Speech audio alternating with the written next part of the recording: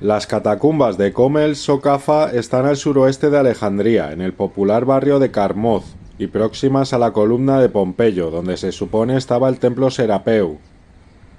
Entrar a las catacumbas cuesta 80 libras egipcias, unos 3 euros en 2023, y desde mi punto de vista debe ser un imperdible en la visita de esta ciudad. Su descubrimiento tuvo lugar a finales del siglo XIX, cuando el suelo cedió al paso de un burro cayendo en un profundo pozo, y el nombre de Kom el Soqafa parece significa montaña de fragmentos, por los numerosos restos de cerámica que había. Tiene una profundidad de unos 30 metros, divididos en 3 niveles. Estuvo sumergido por el agua hasta 1995, cuando se realiza 4 pozos de 40 metros consiguiendo descender el nivel del agua y poder acceder hasta el segundo piso, aunque el último sigue sumergido por el agua. Según los expertos, el origen de estas catacumbas tiene lugar en el siglo I, posiblemente dedicadas a una sola familia, aunque en los siguientes 3 siglos se amplían y convierten en el cementerio de adinerados romanos alejandrinos. A pesar de que su construcción es únicamente de época romana, los relieves que decoran las paredes conservan tanto arte griego-tolemaico como algunos rasgos del milenario arte egipcio. Y es que, aun siendo provincia romana, Egipto conservará buena parte de su cultura, al menos hasta la época cristiana copta y la posterior islamización. Por el gran pozo bajaban los cadáveres, sarcófagos y todo lo necesario para los enterramientos. Una escalera bordea el pozo circular, llegando al primer piso. Aquí se llevarían a cabo los banquetes rituales. Siguiendo el descenso por las escaleras se llega al segundo piso, donde se concentra la necrópolis. La cámara principal está bellamente decorada. A cada lado de la entrada una serpiente barbuda, portando la doble corona, y mientras una sostiene el cono de Dionisio, la otra lleva la vara de Hermes. Ambas serpientes tienen sobre su cabeza la cara de Medusa.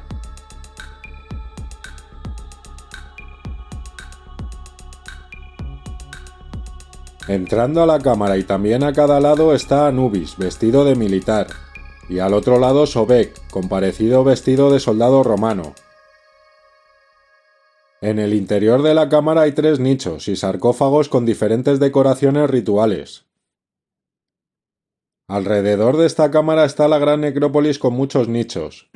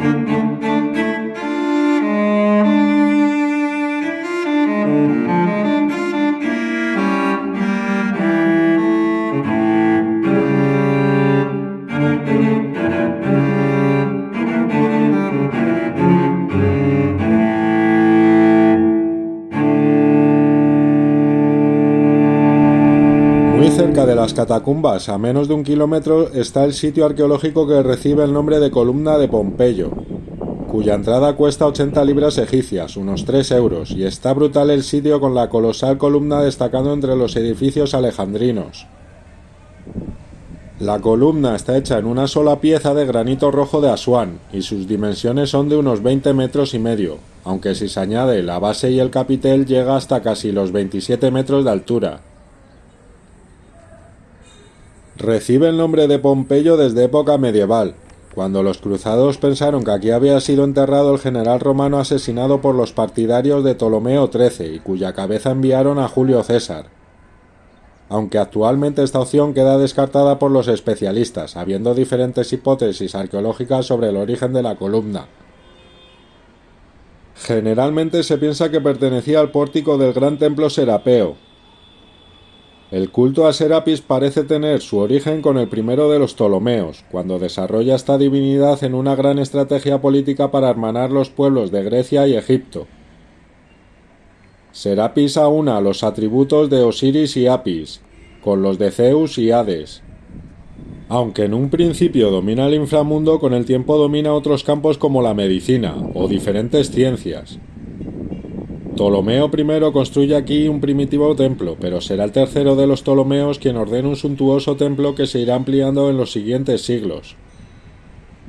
Otra hipótesis sugiere que la columna pertenecía a la biblioteca, pero hay que advertir que el Serapeo contaba con su propia biblioteca y que el Museión, con la famosa biblioteca de Alejandría, estaría a unos 4 o 5 kilómetros al noreste de este sitio. Según parece, en la base de la columna hay inscripciones de Diocleciano, siendo levantada según algunos en época de este emperador para conmemorar su victoria sobre Aquileo en el 296. Comentar también sobre las dos bellas esfinges que fueron descubiertas a principios del siglo XX. Hechas en granito rojo de Asuán, se estima que fueron talladas durante el reinado de Ptolomeo VI. Siguiendo con el magnífico templo de Serapis, presidido por una colosal y suntuosa estatua de la divinidad, y rodeada de estancias donde se desarrollaba diferentes artes. Hablar sobre su supuesto final. Desde mediados del siglo IV, siendo emperador Constantino, comienzan serias luchas entre cristianos y paganos. Para esta época es obispo de Alejandría San Atanasio, que luchará con vehemencia contra paganos y la herejía arriana, siendo acusado de ordenar asesinatos de sus contrarios. A San Atanasio le sucede Teófilo al final del siglo IV. Para esta época el emperador Teodosio ordena el decreto por el que se suprimen todos los cultos paganos a cualquier precio, adoptando desde entonces el cristianismo como única religión del imperio. Esto marcará un antes y un después en la historia. Los fanáticos cristianos se lanzan en pie de guerra contra los templos, imágenes o paganos que no se convierten. En Alejandría los paganos se refugian y atrincheran en el Serapeo, iniciando batallas que duran varios años. En una de estas luchas muere Hipatia, famosa filósofa alejandrina que domina varias artes y que recibirá en su cuerpo el escarnio y la ira de los cristianos. La ola del fanatismo cristiano se extenderá por todo Egipto, destruyendo templos o borrando imágenes, y en el mejor de los casos solo se salvan los templos que adopten el cristianismo. El Serapeo es destruido y se construye una iglesia sobre sus ruinas, que acabará colapsando 2 siglos después.